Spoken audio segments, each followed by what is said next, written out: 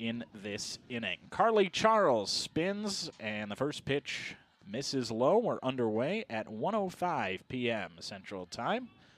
Game 2 of a 3-game set between Oklahoma State and Iowa State.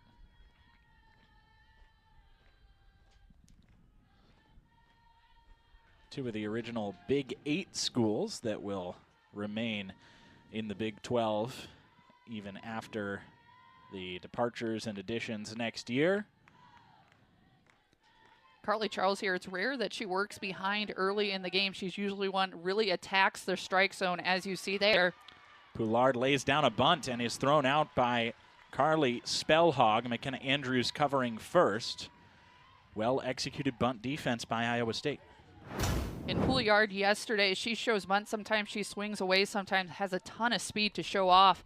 But Carly Spellhog attacked that very, very well, threw it from a low position, able to get the out. Rosie Davis at the plate now, the freshman second baseman. Takes a strike. Oklahoma State, a team that can hit with some power. Wind directions blowing straight in today. Different than what we saw yesterday. Granted, wasn't much of a factor yesterday, but Oklahoma State going to need a hard ground balls and line drives today. And the power hitting is where Oklahoma State has done their damage this year. Yesterday, though, 5 hits, all singles for the Cowgirls. They're second in the Big 12 in both triples and home runs, top 5 in doubles as well. There's a strike to make it a 1-2 count on Davis.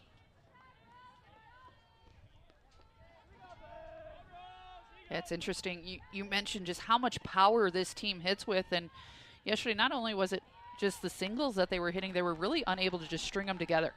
There was no back-to-back hits in the game, unable to move runners who were getting on base.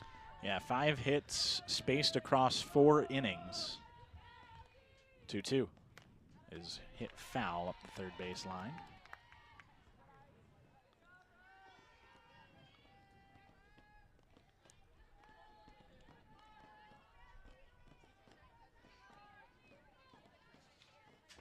Davis this season, certainly part of the power hitting, 9 doubles, 6 homers. 2-2 is smacked foul and well out of play. And for Iowa State, Carly Charles, the lone upperclassman in this pitching staff, as you mentioned, has kind of been the consistent factor for Iowa State this year. But hats off to the young pitchers yesterday. It was Lauren Skirman and Jaden Ralston who shut down this Oklahoma State offense. Gives Charles a ton of momentum going into the game today. You mentioned her getting behind in the count early, Charles, against Poulard, who then took a 2-0 pitch and grounded out on a bunt. Iowa State really did not get behind in counts yesterday. No, it was 0-2 counts, 1-2 counts, just one after another after another. They attacked the zone and forced Oklahoma State to put it in play. Still 2-2 on Davis as she's fouled off 4 in a row. Heading into the 9th pitch of the at-bat, working Carly Charles early. Here it comes. Charles, a pitcher that does tend to throw up in the zone. A rise ball is a pitch that you'll see her throw throughout this game.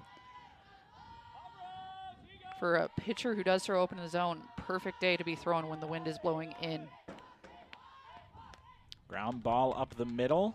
It's Andrews to Spellhog this time. Was the other way around for out number 1. That's out number 2. Caroline Wong to bat with the bases empty. And this is absolutely crucial for Iowa State, keeping Caroline Wong coming to the plate with nobody on base. They did a phenomenal job of it yesterday, and once again starting off the game in the same situation.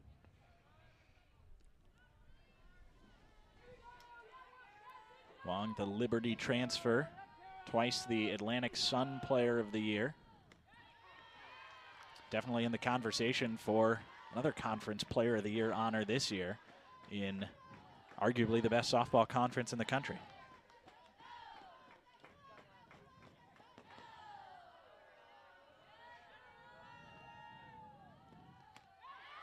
Charles Chases there. The high ball.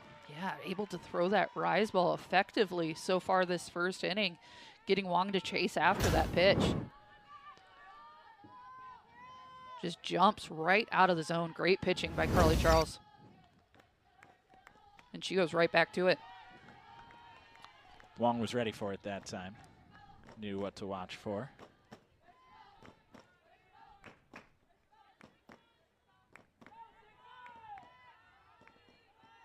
Here's the 1-2.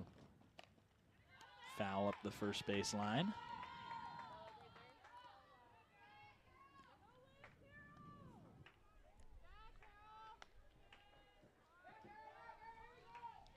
Oklahoma State wearing basically a reverse of their uniform yesterday. It was black with orange pinstripes. Today, white with orange pinstripes. 1-2. Didn't miss by much. Charles, they're attacking high in the zone. That ball really didn't jump out of it, so Charles thought she might have gotten a strike 3 call on that pitch.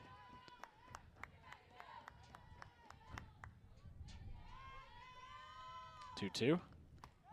This one a touch higher than the last. Iowa State was wearing white shirts, red trousers, and white socks yesterday. Today it's red, white, red instead. The payoff. Soft fly ball caught by the shortstop Ranchez on her way to the outfield. 1-2-3 go in the 6th spot yesterday. Drove in both of the Iowa State runs, including one with a solo homer. First pitch to Malaysia Ochoa is a strike from Rosenberry, the senior right-hander from Winchester, Virginia. Rosenberry has always been a pitcher who's been able to move her pitches. This year, though, she's had a lot more command with those pitches, staying closer to the plate. You never want those spin pitches to be over the plate, but staying closer to the plate, getting a lot more hitters to chase after what they call to be her spinner pitch. Ochoa flies one to center field. Tim on the way back. She'll watch it go. Leadoff solo blast for Malaysia Ochoa. Iowa State takes the lead in the first. They are carrying the momentum from yesterday. 3 pitches into this game for Iowa State's offense. That ball flies over the 220 side in center field. Malaysia Ochoa, just her 3rd home run of this season, but it was an absolute blast.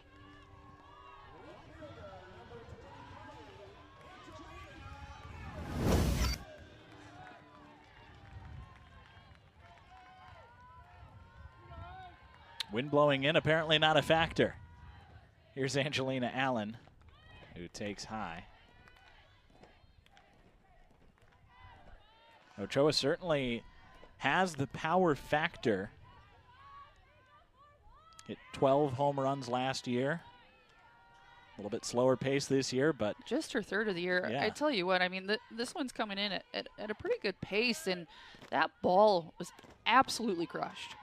To go dead center, I mean, she had it timed up completely perfect, got fully extended through the ball, and to start the game that way, such a tone setter for the game today. The 1-1 to Allen is a strike on the inner edge.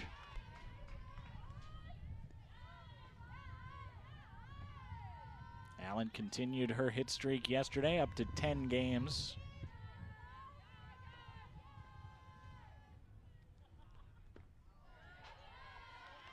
With a double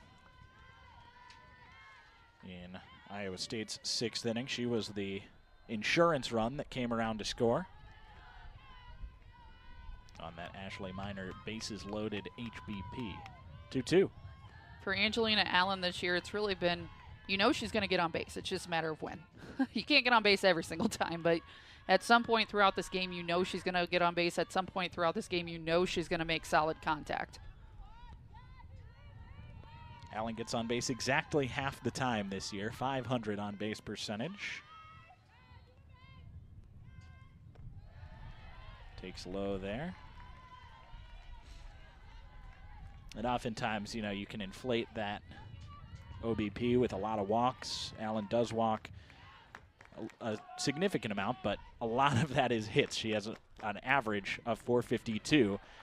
Nice diving stop by the third baseman, Poulard, and it's in time. Outstanding play by Poulard at third base, able to leave her feet and quick enough to jump back up and get the speedy Angelina Allen at first base. See another look at it here. That looked like it could have been a single, but Poulard, the fast feet, able to make the play. And usually as a player, you're not going to convince the umpire, but that was close. That was very close. Alicia Ranchez bats with the bases empty. Iowa State in front thanks to the solo shot from Malaysia Ochoa. Iowa State looking for a series victory today over number 5 Oklahoma State. Iowa State able to pick up a win off of Oklahoma State now in each of the past 3 seasons.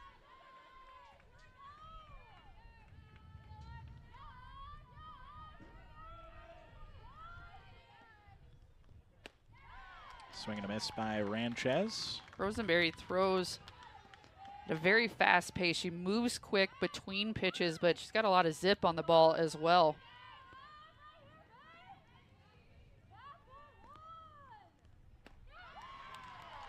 You'll see Ranchez there just slightly behind that pitch. She's throwing it hard.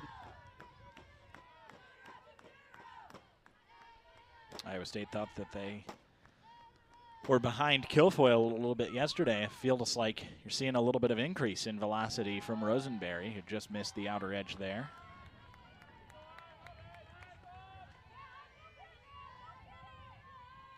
You'll see there, she takes a couple steps behind the mound, but it's within 2 or 3 seconds. She's right back on the mound, ready to go. Gets her first strikeout of the day as Ranchez swings and misses.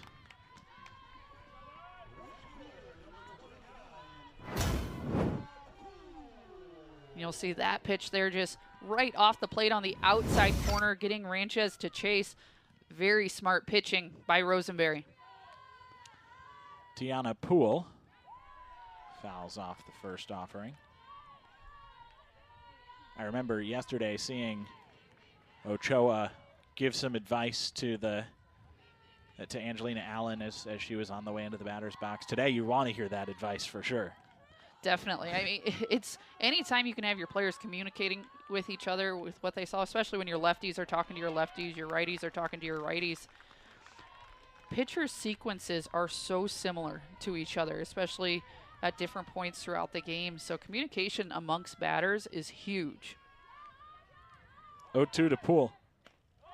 Called strike 3. Back-to-back punch-outs for Ivy. Rose was not perfect in that game either. They put Oklahoma's leadoff runner on base in all 7 innings, but Oklahoma unable to capitalize. And they fall to a Cougars team that finds itself near the bottom of the Big 12 standings. That's crazy. And, I mean, it was interesting. I was seeing post-game interviews from a lot of the games across the country, and Coach Patty Gasso had a post-game interview after that just saying, we don't have the pieces right now. We don't have the pieces right now. We need to get it figured out. And I would imagine after yesterday's chaos, there's a lot of teams that might be saying that right now. Carly Godwin leads off the second inning for Oklahoma State. And hits a line drive towards right field. Poole took a second to read that ball, but finds it, makes the catch. And that catch in right field. Crazy day of softball. And we'll see what today has in store for BYU and Oklahoma. That was game 2 of that series. Oklahoma won game 1 on Thursday, but 7 top 10 teams have one loss this week. You look at that Duke versus Clemson game as well. That was a high-scoring game, 13-9. They won it, but 13-9, Clemson able to put up a lot of runs on the number 3 team in the country. It's 2-0 on Lexi McDonald. And she takes low and outside. Charles behind in the count, 3-0. as Iowa State is in danger of surrendering what would be its first walk of the series. No walks in 7 innings pitched yesterday for the Cyclones. There's the first. That pitch there, very close to the zone. Iowa State, you put yourself in a situation now, possible double play ball. As you see this pitch here, just a little bit low and outside for Carly Charles.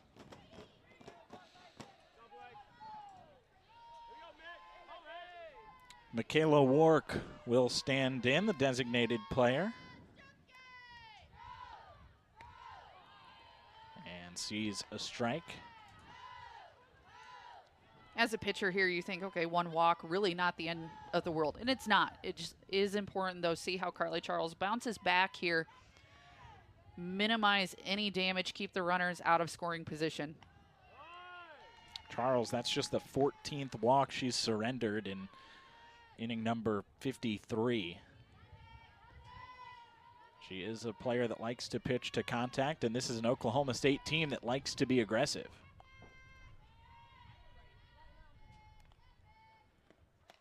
Here's a soft fly towards right field, and it's down in the infield. Andrews able to recover and throw out the lead runner in McDonald's. Wark reaches on fielder's choice. And Carly Spellhog, a very tough read here, but able to make the drop step to get to the ball. And I'm not sure if she actually ran into the runner or not. If she makes contact with the runner, that was an interference anyway, but able to recover and get the out at second base. So with 2 outs and a runner on first, it's Katie Lott.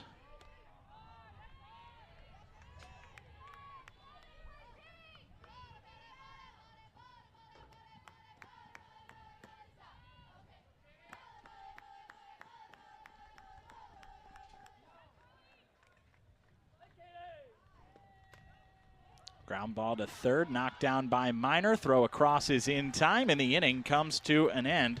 A 1-out walk goes nowhere. Of people wanting pictures and autographs. Iowa State softball, the main event here, of course, with a 1-0 lead in the bottom of the second inning. It'll be 5, 6, and 7 due up for the Cyclones, beginning with Carly Spellhog.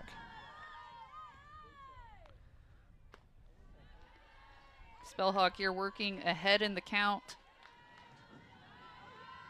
Rosenberry continuing to work fast in the circle. Tell you what, that young Iowa State women's basketball team was fun to watch this year. Spellhog hits one hard, knocked down by Bloodworth, but she's not able to recover in time to throw out the speedy Spellhog, who is safe at first on a scoring decision. Bloodworth there at shortstop. That was a hard hit ball. And they do call it a hit. Off of Spellhog's bat, and I think that was the correct decision. This is an absolute shot that takes a bounce right up at her chest. And Bloodworth able to recover. And you have to think about 60% of runners she probably would have gotten at first base. Actually, probably more than 60%, probably more 75, 80%. Yeah, Spellhog certainly in the upper echelon of speed in softball.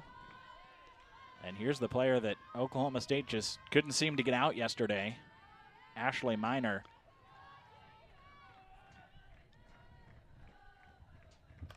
It's a high fly ball, right field and deep. It's into foul territory, and it's caught by Lexi McDonald. Spellhog is safe at second. Tagging up, but a very close play, a good throw by McDonald. Yeah, McDonald played that very, very well, moving towards foul territory and smart base running. Spellhog knowing her speed here in tagging at first, and actually just would have been safe anyway with the obstruction call by the third base umpire. But either way, she beat it out. McKenna Andrews, the batter now, getting her first hacks of the weekend.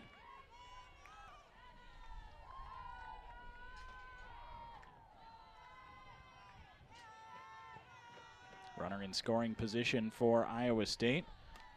And she'll move to third on the ground out by Andrews. So 2 outs and a runner at third for Camille Marin.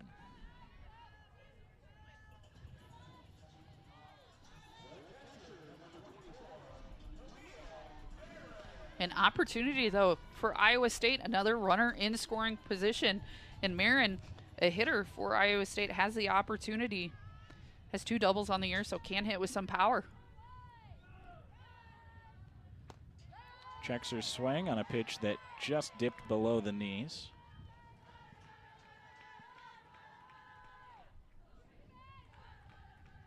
Marin 2 doubles, a pair of RBIs as well.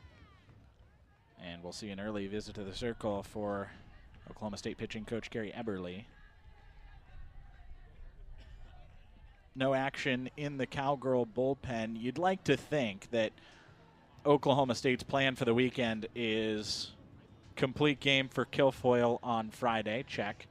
You'd like to think that they want Rosenberry to go the distance today, and then probably Kyra Aycock to go the distance on Sunday if they can get away with that. I would say that's always their plan, which is how dominant their pitching staff is. But Coach Kenny Gajewski said yesterday he's not scared to make changes if needed. If he sees his pitcher struggling, he's focused on one game at a time, get the win at hand. And Kilfoyle yesterday, I mean, it was the one home run, and then in the final at bat for Iowa State, the walk and a hit by pitch.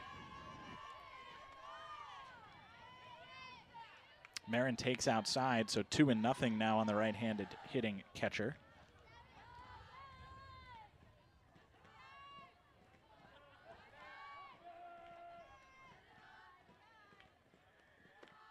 And takes low.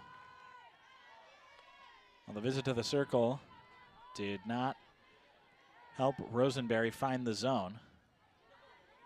At least not yet.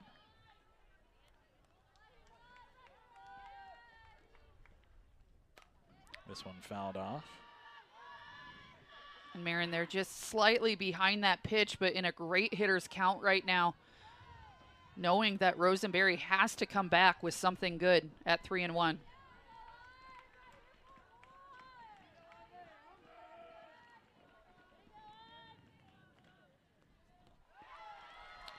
Or not, and she can take a walk. That works too. Runners on the corners for the bottom of the Iowa State order. Olivia Wardlow does not get a ton of RBI chances. She has 7 driven in on the year. And with a runner like Spellhog at third base, first and third situation here, you have a slapper up to bat. Iowa State's really trying to produce a run. So you have to wonder if they're going to try something on the bases in order to just get Spellhog in and see Wardlow lead off the next inning.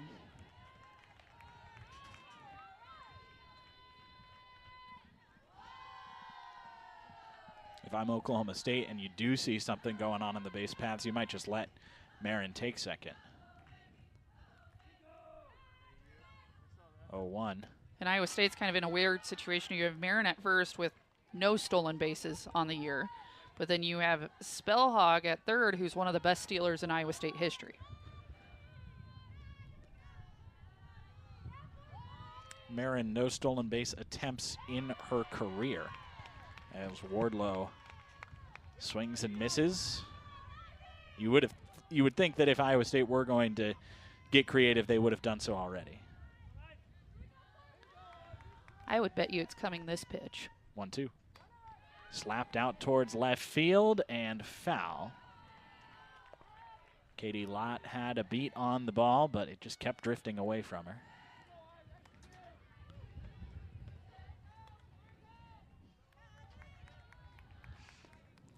And if this is a ball here, I would expect Marin is going to be going on this pitch. Okay.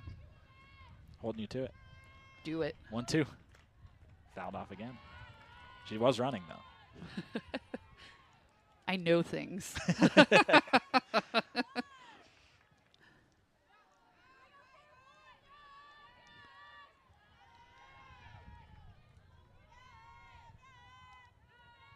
Rosenberry delivers. Slap towards short, picked by Bloodworth, and Wardlow is thrown out at first. 5 in a row. They're 34-7. Definitely an opportunity, and there is so much left to happen yet this season, but I have a feeling all the NCAA regionals and super regionals especially are going to be crazy this year. It is a fun year in college softball, and I have no doubt it's going to continue into May. Bloodworth fouls this one off and is behind 0-2 as Carly Charles is picking up where Iowa State pitching left off yesterday. 5 hits for Cyclone pitching, but no runs and no walks. 0-2 is fouled off. Today, Charles has yet to allow a hit. She has walked a batter, and she's continuing to keep the Cowgirls off the board. For this Cowgirls offense, I mean, they need to just find a way to produce, get people on base, but when they're getting them on base, they need to get them moving, whether it's playing some small ball. I mean, just a little more strategic hitting of hitting to the right side when you get runners in second base. Whatever it is, they need to find a way to produce some action offensively. The 1-2 rises too high.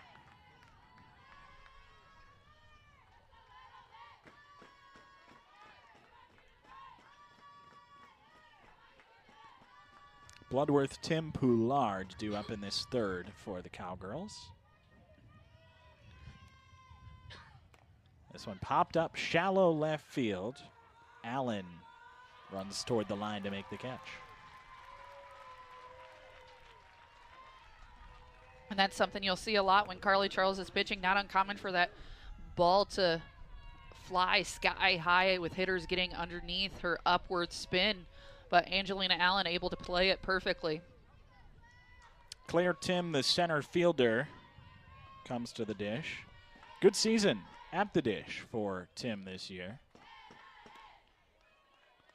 .327 average, 14 driven in, 4 doubles, 4 homers, pair of triples. She scored 28 times. This one fouled off.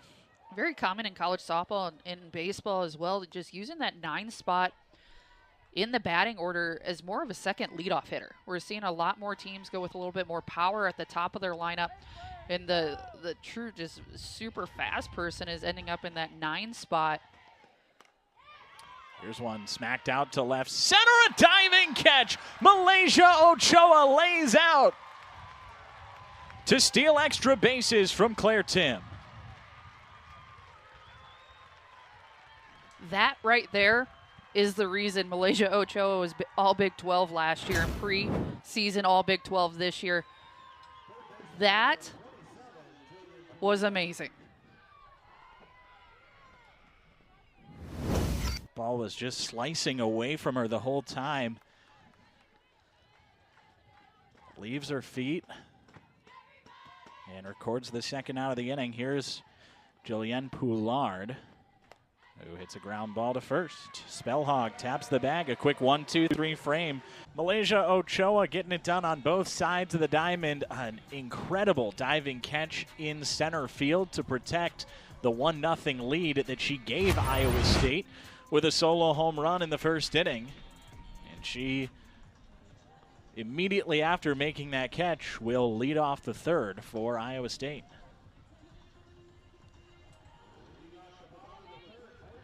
I tell you what, sometimes there's just things that happen throughout the game and there truly are no words. When a play like that happens, your jaw just drops. Just full layout in center field. A complete momentum change.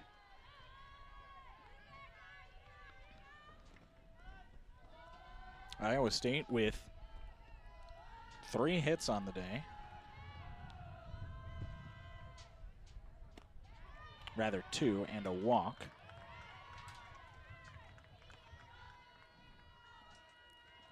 Ochoa's solo home run has set the tone, and Oklahoma State has yet to fight back.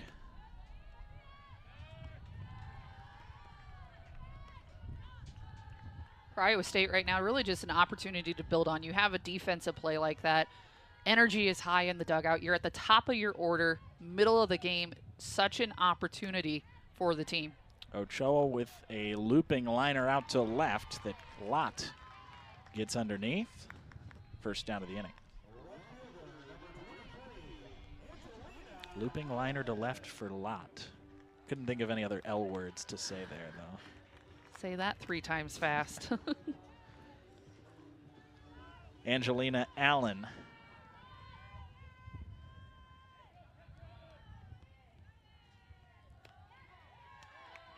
Takes a strike. She was robbed of at least a single. Probably just a single. It was kind of a softly hit ball on that grounder between third and short. In the first inning, Julienne Poulard laid out, made a nice defensive play.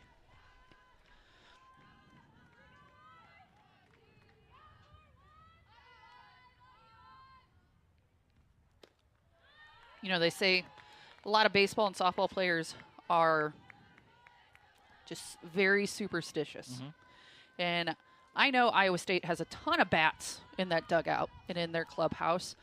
How funny is it that Ochoa and Allen choose to use the exact same bat? Ochoa uses it and leaves it there, and Allen comes up, picks it up, and uses the same bat. There you go. I bet they have 20 bats in their clubhouse and in their dugout that are that exact same size, but they use the same one. Maybe even the same model, I think. No, literally the exact same bat. Yeah, Ochoa uses it, drops it, right, and Allen picks it up and uses the same one. 2-2 is outside. I'm saying that they probably have other bats that are the exact same model. I'm telling you, they do. I think I'm seeing Ranches swinging one that looks very similar. They're all swinging the same bat. They all swing the carbon. Here's the payoff. Line drive caught. They don't call it the hot corner for nothing. Julienne Poulard has robbed 2 base hits now from Allen. Poulard here able to just catch that right over her shoulder, sees it all the way in.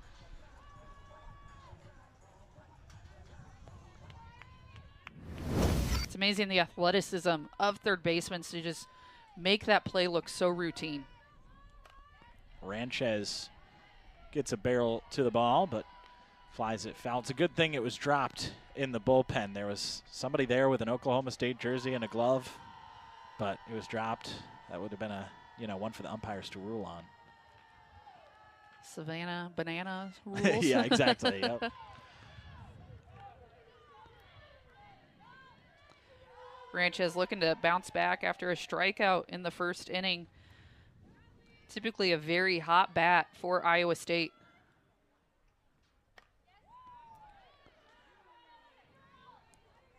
She's behind in the count here, 1-2, as Rosenberry looks for her first clean frame of the day. Struck out a pair of batters in the first inning, did Rosenberry, the Virginia Tech transfer. And Ranchez just consistently half a second behind at this point. Rosenberry throws it hard, and there's an art to being able to shorten up your swing just a tiny bit without doing it too much to affect your mechanics. And Rosenberry is staying on that outside corner, staying away from Ranchez. And this time when she does go in, she puts it too low to handle, but Ranchez able to lay off.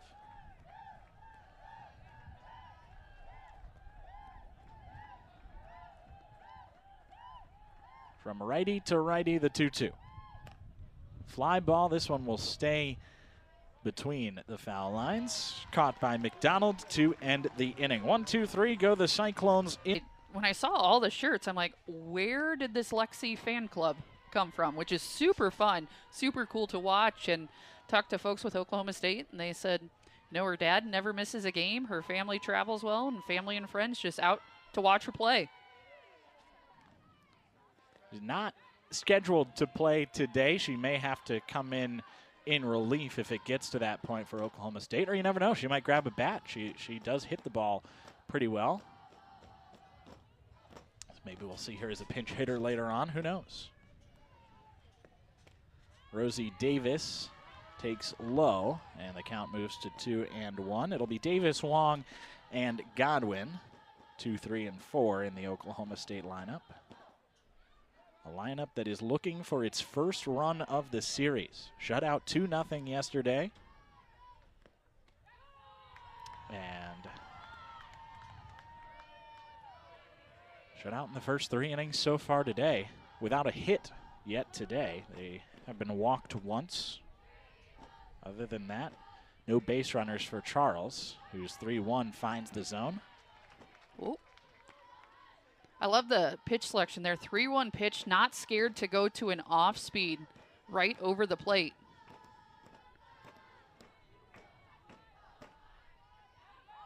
Expect Davis to be a little bit more aggressive seeing a pitch like that. Here's the payoff. And it's ball 4. So a leadoff walk for Oklahoma State. They have their leadoff runner aboard for the first time. And the very dangerous bat of Caroline Wong. And Iowa State coach Jamie Pierkerton has decided now is the time to make the pitching change. He'll go to Jaden Ralston, who came in relief yesterday and was excellent.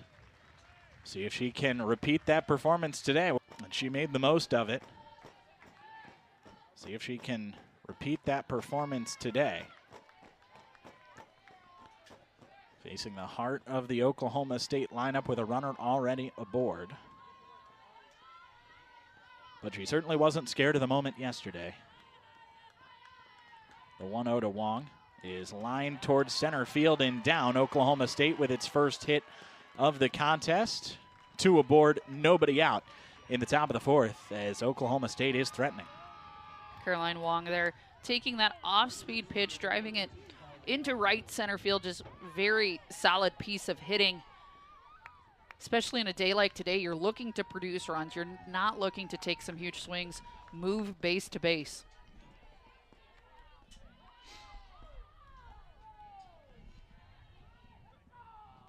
Carly Godwin awaits and takes high.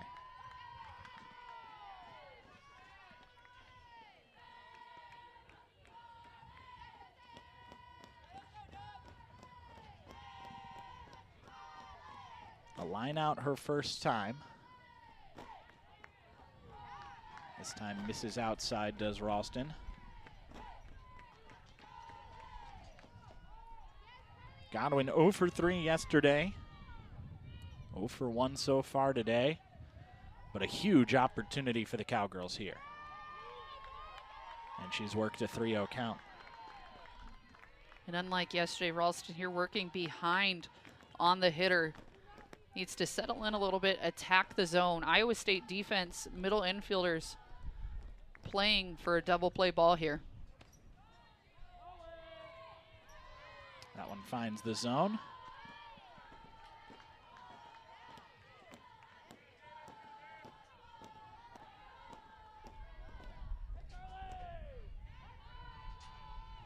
Still a hitter's count here for Godwin. Pops it up, right side. Foul territory. Andrews makes the catch, throws to third. In time, a double play.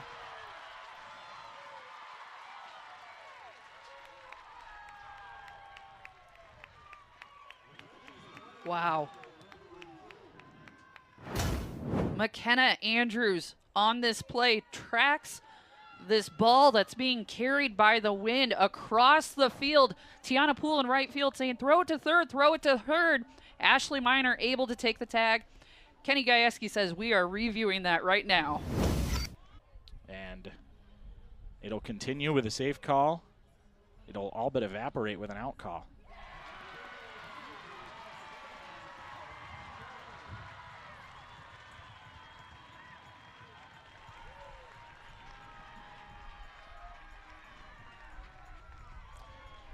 Score it 4-5 on the double play.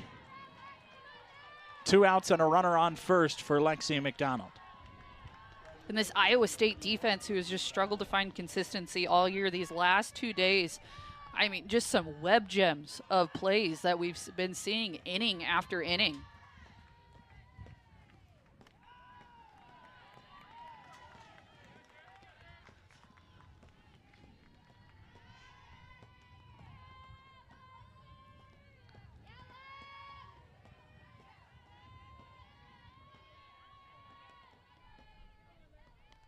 1-0 pitch to McDonald is a strike. We did see an error by Iowa State in, I think, the first inning yesterday.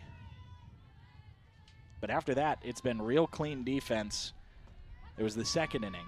Since then, very, very good defense on both sides. Oklahoma State has not committed an error all weekend. Ralston there working up in the zone, mixing up speeds just a little bit, able to catch McDonald off balance. And it's 1-2 on the left-handed hitter. She walked the first time. Ralston trying to work out of a jam. Swing and a miss, strike 3.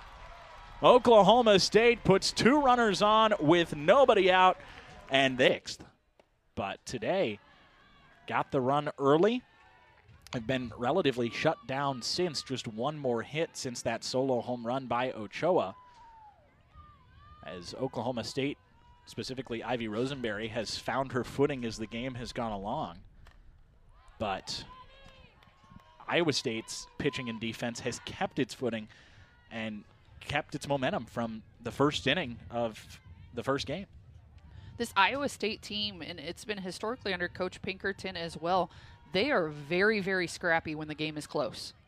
They they feed off the energy of the crowd, off of each other when it's a 1-0 ball game, a 0-0 ball game. They play really, really well when the game is close, and that's been a big thing this season, is just not letting games get too far away from them early. Poole takes this one inside out and flies out to right field. Rosenberry has now retired 5 in a row.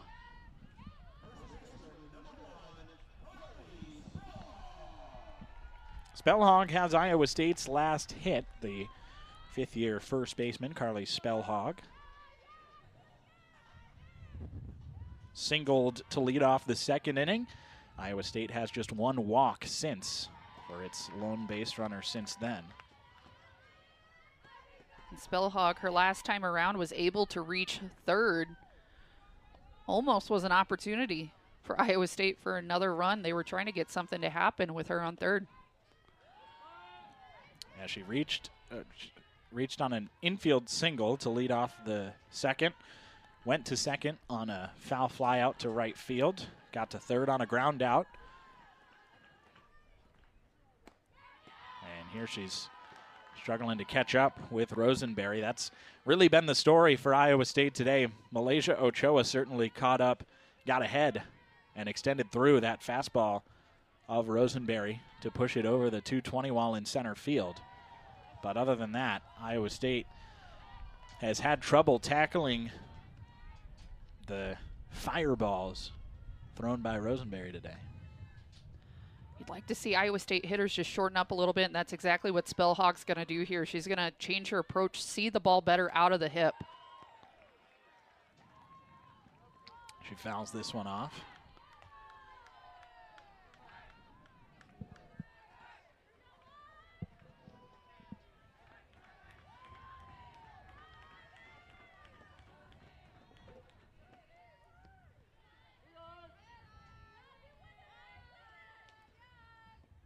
Two.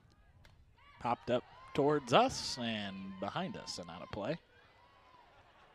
And you have to imagine after the off-speed pitch here, Rosenberry's going to come back with some speed, trying to get Spellhog caught behind the ball.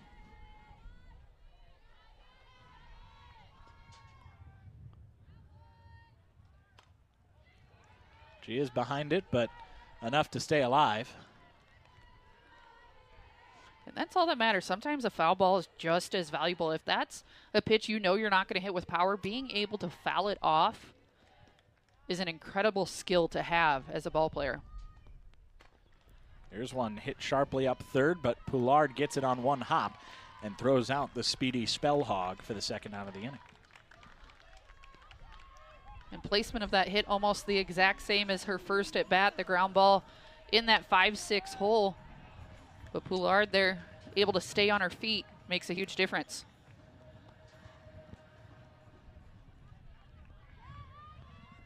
Ashley Miner with 2 outs and the bases empty. Iowa State has scored 3 runs in this series, 2 of them on solo homers, as Miner gets a hold of this one, but gets a little bit too much air underneath it out to right center field. It's Claire Tim that makes the catch to retire the side. Duel, don't forget about the defense. Both teams showing off a little bit today. I was going to say Malaysia Ochoa there. I'm still stunned. Angelina Allen there. Poulard able to field it cleanly.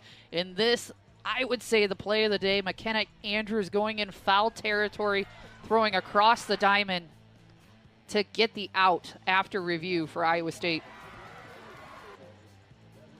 We've seen great defense in all 11 innings of this series, both sides of the ball. Just one error for the two teams combined. And that has been a real key for Iowa State, a team that is last in the Big 12 in terms of fielding percentage. They commit the most errors of any Big 12 team. That certainly bit them a little bit last weekend against Kansas. It wasn't the whole story, but when you start committing errors and those balloon into runs, then like you're talking about, the game gets not so close anymore. Maybe you lose some focus and they get some runs somehow else. But Iowa State has been extremely focused with these two close games to open this series against a top 5 opponent. Just as any softball or baseball coach would say, hitting is contagious. Errors are also contagious in just the opposite manner. It's tough when your team is struggling defensively. At the end of the day, this is Big 12 softball. They're all great at defense, but it's tough mentally to bounce back after an error. 3-1 now on Michaela Wark, who reached on an odd fielder's choice her first time up. Swings through this one.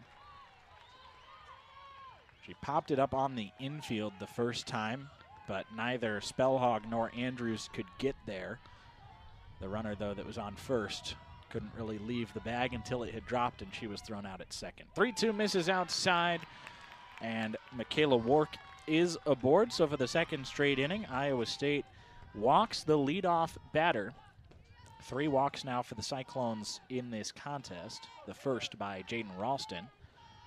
And Kenny Gajewski will go to the lineup card and bring in a pinch runner. It'll be Taylor Anderson at first base.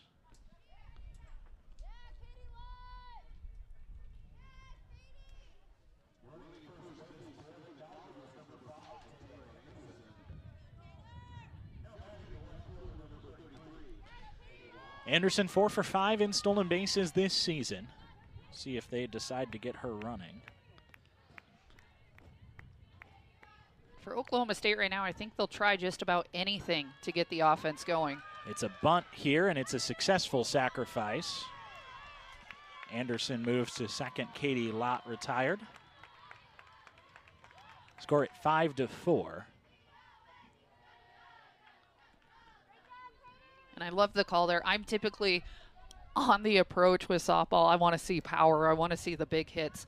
But after 11 scoreless innings, they need to produce a run. I love the call there. The sacrifice bunt. You have a very fast runner now at second base and 2 hitters who have gotten out both times their first at-bats but have hit it to the outfield. But they'll pinch hit for Bloodworth and bring in Macy Graff instead. Macy Graff also pinch hit in yesterday's contest.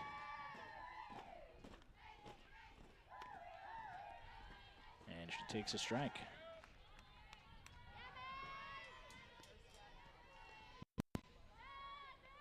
Graff 0 for 1 yesterday. Lined out.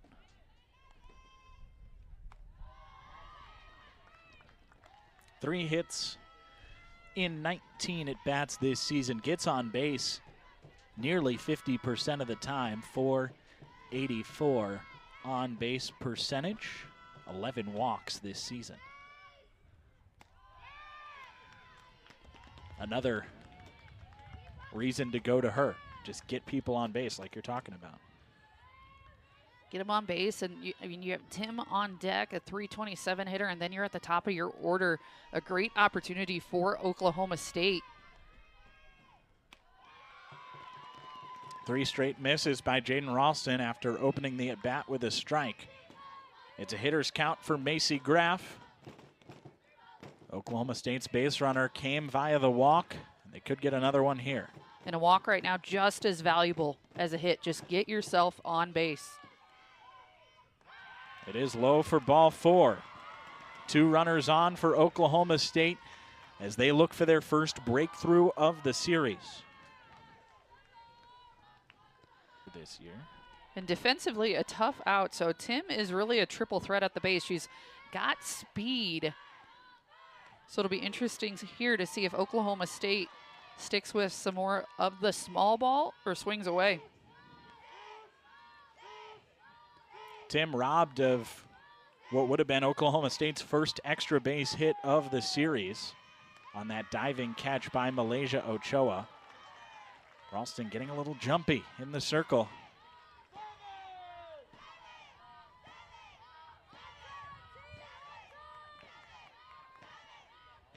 And time called here as Kate Sinnott will head to the circle.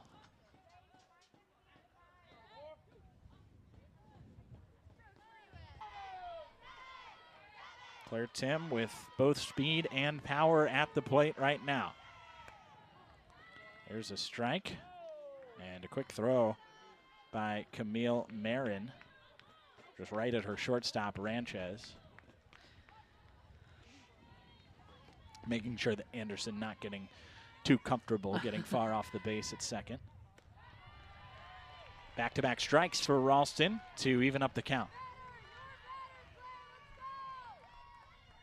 And Ralston, a great job after that timeout call, just attack the zone. The 2-2. Called strike 3. Wow. 3 strikes in a row. Catches Tim looking at all 3.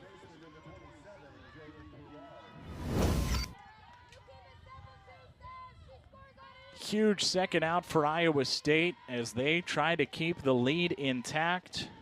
Jillian Poulard has grounded out both times and takes high on the first pitch. Poulard yesterday 0 for 3, today 0 for 2. Tried to reach via bunt in the first inning.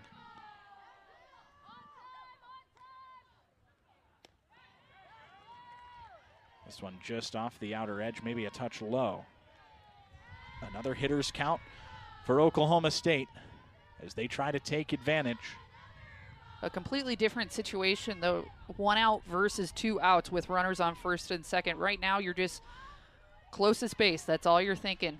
Get the ball to the closest base if you're Iowa State, and if you're Oklahoma State, now you're not looking as much at, hey, how can we move some runners? Now we're looking at who can get a big hit.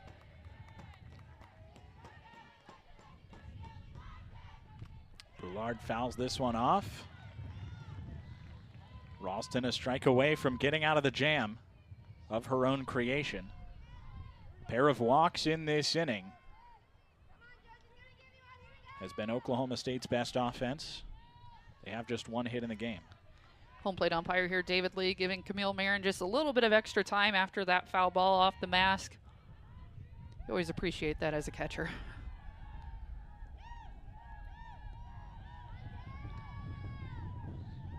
Ralston back to the rubber for the 2-2. Line drive, right center field. One hops the wall. 1 run in for Oklahoma State. Here comes the second without a throw. 2-run double with 2 strikes and 2 outs for Poulard. And the Cowgirls in front for the first time this weekend. And Jillian Poulard there is the exact momentum booster that they need. And both umpires are going to be going to replay on this to see if the runner at first base, in fact, left early.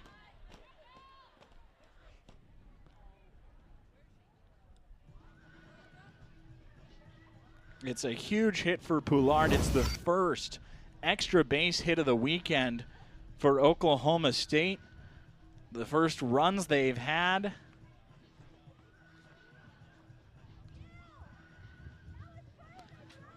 It's Poulard's first double of the season, and here's the chance to look at if she left early.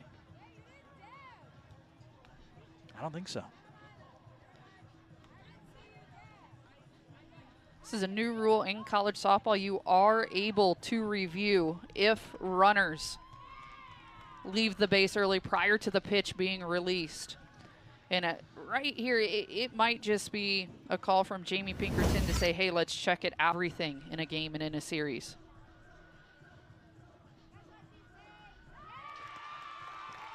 Oklahoma State takes the lead. The call upheld.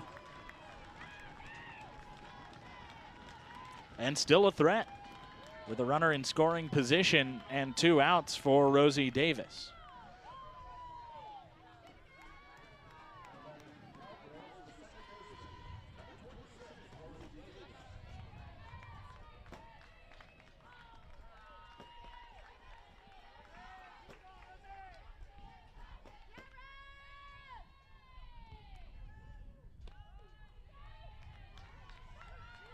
Davis walked in the 4th inning, grounded out in the 1st.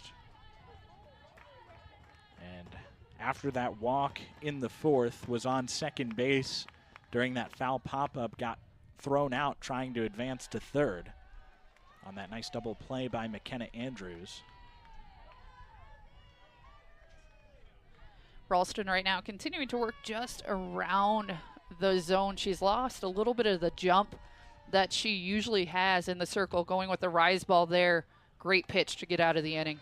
Miner throws out Davis, and the side is retired, but is instead to Red Foo's Juicy Wiggle, a fan favorite in Ames. In McKenna Andrews' stead, it is Tatum Johnson. And Ivy Rosenberry, aside from the 3rd pitch of the game, has been nearly perfect. Right. So she has really settled in. Seems to have complete control over this game. Tatum Johnson getting her 2nd pinch hit opportunity of the weekend. The left-handed hitter waits and takes outside. I mentioned it yesterday, and it continued yesterday as Johnson drew a walk in her lone plate appearance. She doesn't have very many at-bats, but has 14 walks, 25 at-bats, and in addition to that, 14 drawn walks. Just find a way on base. Here's a ground ball weakly hit up the middle. The shortstop Bloodworth has enough time to throw out Johnson, make it 8 in a row retired by Rosenberry. And again, it just seems Rosenberry truly has complete control over this game. She seems to have really settled in. She seems comfortable in the pitches that she's throwing and has not gotten really any hard contact from these Iowa State hitters in a few innings. First pitch to Camille Marin, misses outside.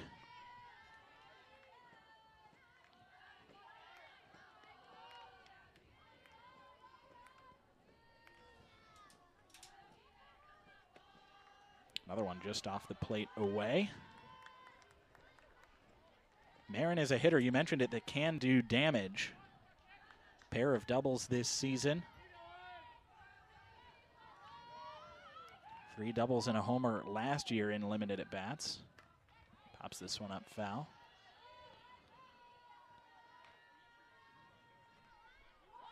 And Iowa State, all of a sudden, playing from behind for the first time in this series.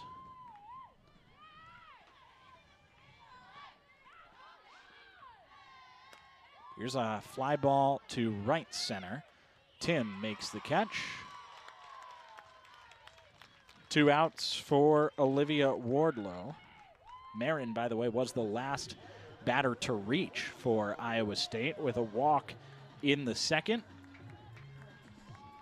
So the streak of retired batters extends to 9 in a row for Rosenberry.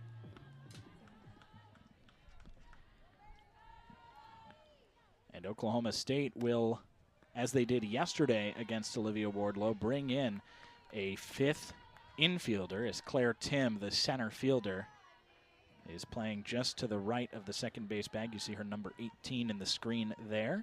This defense knows Wardlow is going to try to use her speed to get on. She tries to go for a power slap there, but placed perfectly is the left fielder Lott. It will send its heart of the order here in the 6th inning, but not just well played softball, but competitive. It's been a fun start to this series, not only the upset win yesterday, but the first 5 innings today as well. Both these teams, I would say especially Iowa State, just has kept it very close. Both teams clean defensively. And for Oklahoma State now, you just have a feeling last inning may have been a turning point for them. With Pouillard's double, I mean, you just have a feeling, a gut feeling here that these hitters are going to start stringing some stuff together. Sunny and 81 in Ames today. Somewhat of a rarity for the second weekend in April. We're only, less than 4 weeks removed from a series cancellation due to snow. 1-2 to Wong. Rise ball misses high. Here's one thing that I've noticed today. I was reading about Oklahoma State, and they call their orange America's brightest orange. And I feel like in the cloudless sky, the bright sun, those helmets are shining pretty brightly today. Ashley Miner makes the catch. I was going to say, looking at those helmets, I would have to agree with that. It's a lot of orange. Those shirts, certainly very bright. That giant foam cowboy hat in the front row there, very bright. Certainly brighter than the other orange in the conference, Texas's burnt variety. I think the helmets, though, take the cake. Oh, yeah. The sun's just reflecting off them. You see it there, top of the noggin of Carly Godwin. Lined out and popped into foul territory in what turned into a double play. Those are her 2 at-bats today. Godwin hitting north of 340 coming into this, just south of 350 coming into the series, but she's 0 for 5 in Ames so far. This one lofted softly to shallow center. It's the shortstop Ranchez to make the catch. Ralston this inning showing a little bit of frustration in the circle about not getting some pitch calls, but she's continuing to throw at these hitters' hands, and 2 hitters in a row now. She's induced weak contact off the inside of the bat of these Oklahoma State hitters. Tia Warsop bats and is thrown out just as quickly as I could read her name. Hey, Allie. Third pitch into her at bat in the first inning. She drives it over the center field wall, but it was later in the game her work in front of the center field wall. Look at this diving grab go into her glove hand side. Perhaps 2 of the most defining plays of the game from Iowa State's perspective until Oklahoma State took the lead with a 2-run, 2-strike, 2-out double in the 5th inning. So Ochoa trying to continue her momentum today, 1 for 2 with that home run. Ivy Rosenberry has put together quite the momentum for Oklahoma State, retiring 10 batters in a row. Finds the outside corner there.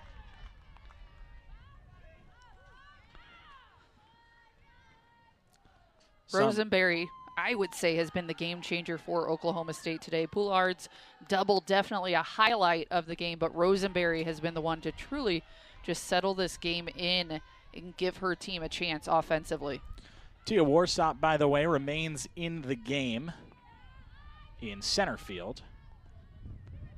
Switching places with Claire Tim in right. Here's a line drive out to left field and down. It'll roll past Katie Lott and get to the wall.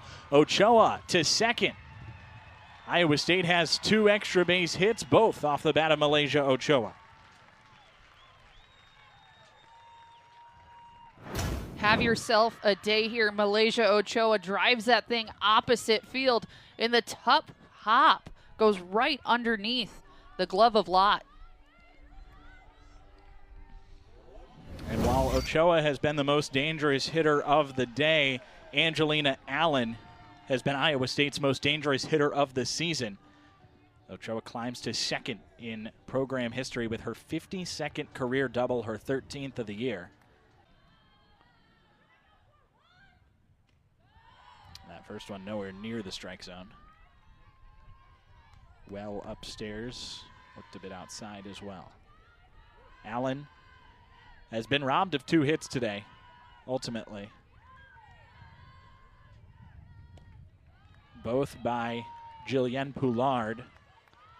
The third baseman had a nice sliding stop on a ball that looked like it might get through the hole between third and short back in the first inning, and caught a screaming liner off the bat of Allen in the third. Poulard's been fun to watch at third base today. Really has had some outstanding plays against this Iowa State offense. It's 3-0 on Allen. And she takes a strike.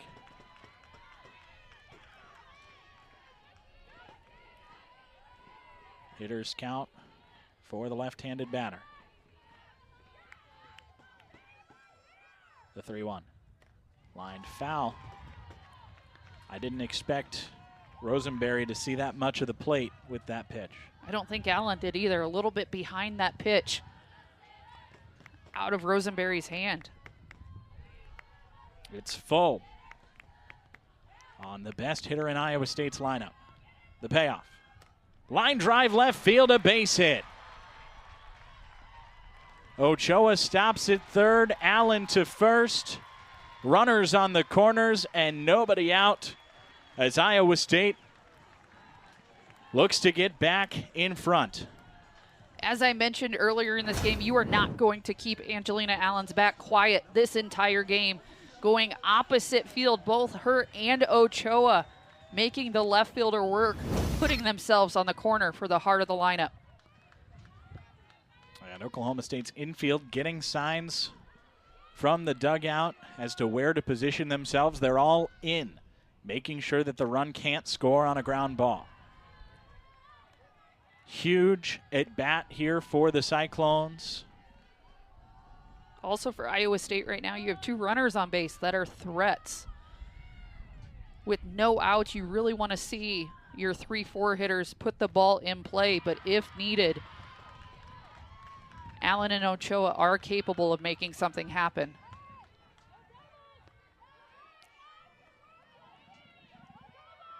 Ranchez 0 for 2 today, a strikeout and a flyout. 0 for 3 yesterday, looking for her first hit of the series. There is action in the Oklahoma State bullpen. Catherine Ogg warming up. The 2-1. Chopped up the middle. Ochoa comes home, and Oklahoma State turns a double play. Megan Bloodworth steps on second and throws to first. 2 outs in the inning, but the run scores to tie the game at 2.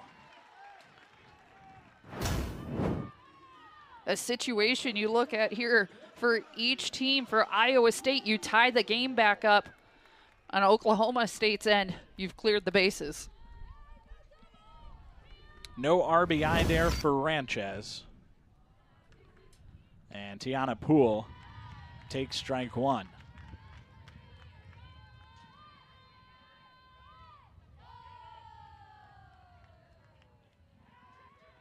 Poole 0 for 2 today, a strikeout and a flyout. And now behind in the count, 0-2.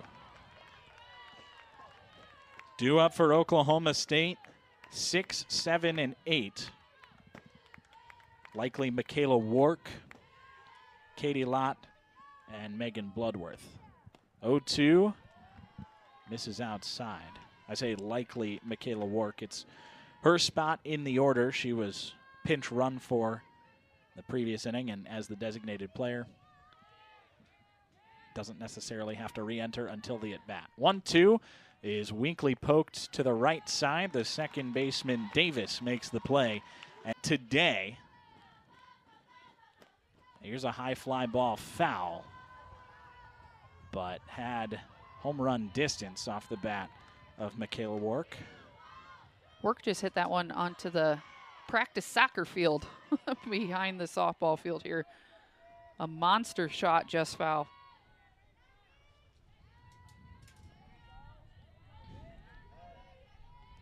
The 0-1 is hit up first. Nice play on one hop by Spellhog. She touches her own bag. Carly Spellhog, such a sure glove for Iowa State at first base. Able to play that very well.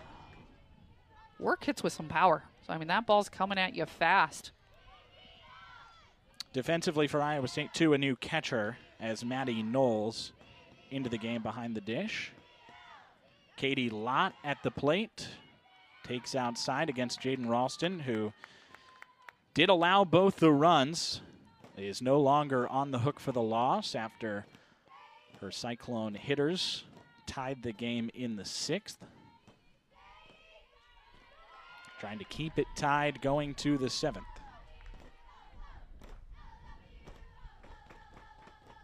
Lott 0 for 1 today. Grounded out in the 2nd. Successfully sacrificed in the 5th. And takes a strike there. 2-1 on the right-handed hitter.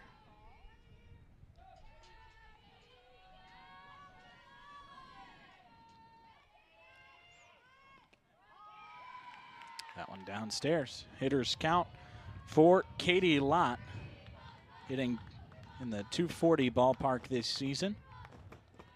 Ralston right now working behind these Oklahoma State hitters the past couple innings, still finding a way, though, to get these hitters to get themselves out. As a pitcher, I mean, that's such a craft when you're ahead in a count to still be able to throw a ball with enough spin. As I said, getting the hitters to get themselves out, hitting weak ground balls or pop-ups. Payoff pitch. Check swing. She did not go. Katie Lott draws a walk. That has certainly been a bugaboo for Iowa State pitching this season. No walks yesterday by the Cyclone staff, but 5 in this game today, including 3 from Jaden Ralston. Substitution here for Oklahoma State. They'll bring in Hayden Sokolowski to run.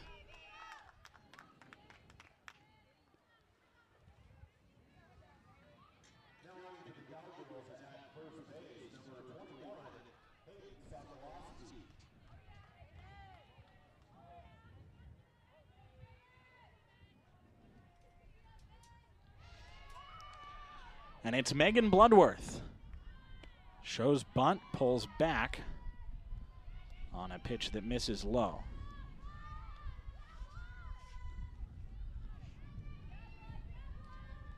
How do you feel about bunting with 1 out? With the part of their lineup that they're at, I mean, I like it. They have a ton of speed at the bottom of their lineup. Pulls back the bunt this time on a pitch that gets away from Knowles. It's a wild pitch that moves Sokolowski into scoring position.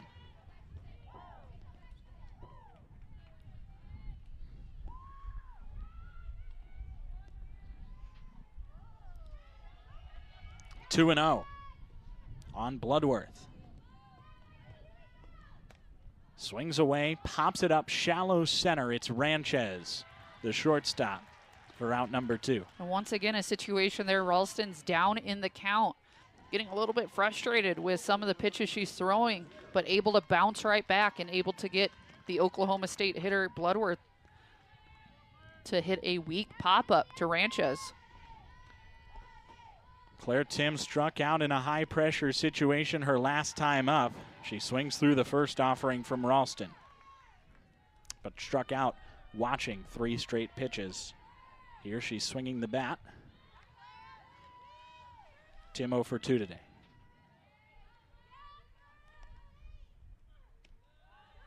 This pitch downstairs. And Tim's last at bat, she went up 3-0. And then there was a pitching conference where Coach Kate Sinnott came out, talked to Ralston, and she just threw 3 darts in a row right into the zone. Tim takes outside. She was on the bases once yesterday, singled. 1 for 3 yesterday, 0 for 2 today. A hit here could be the difference, as Oklahoma State tries to take the lead in the final regulation frame. This one fouled back, and it's 2-2. If Iowa State will come to bat in this inning. Just a matter of whether they're playing tied or playing from behind. Spellhog, Minor, Andrews due up. This one hit high to left center, but it hangs up for Angelina Allen. And the inning comes to an end. Oklahoma or Iowa State with a pair of extra base hits, a homer and a double. And Carly Spellhog is hit by the first pitch. And Iowa State has its leadoff base runner aboard for the second straight inning. Really tough situation here for Spellhog. For Iowa State, you want Spellhog on the bases. She is your best base runner. You want her on the bases. She says she's good to go. So for Iowa State, that's great news, getting your leadoff runner on base. Ashley Minor was the hero yesterday. Scored both runs for Iowa State, including a solo homer. Her 6th of the year. She's 0 for 2 today. It's a ground ball up first. Foul.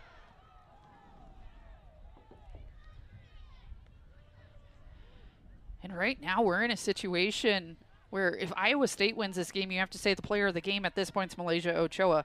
Been outstanding defensively, been outstanding offensively. And if Oklahoma State wins this game, you have to say it's Poulard. I mean, she's been just web gem after web gem at third base and then the big hit. So we have 2 players who have really led us this game. And Minor is hit by the pitch. Back-to-back hit batsman puts 2 on and nobody out for Iowa State.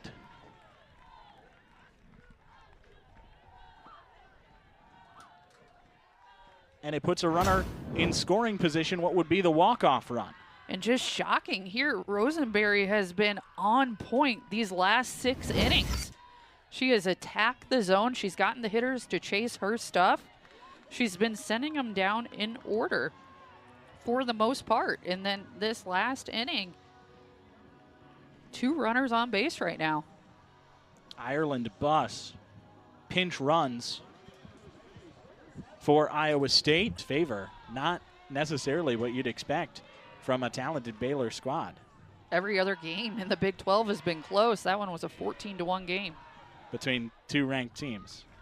So she'll stay at first. 2 on, nobody out for McKenna Andrews. And like I said, this situation screams sacrifice bunt. You would have to imagine in Oklahoma State, I mean, you had a long time there to talk these situations over. Andrews not really a hitter that hits with a ton of power. Oklahoma State corners are playing in pretty close. That is exactly what they are expecting.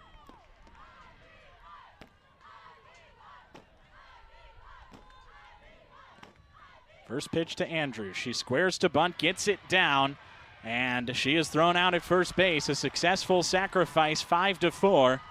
Puts 2 runners in scoring position with 1 out for Camille Marin. As I said, I love power hitting in the game of softball, but today the sacrifice bunts we have seen have came at such clutch times for both teams. McKenna Andrews there for Iowa State and early. Camille Marin with 2 in scoring position and just 1 out. Fouls it off. That was a great swing on that pitch. She timed it up very, very well, just underneath it. This Oklahoma State defense right now, it is do or die. You need the out at the plate.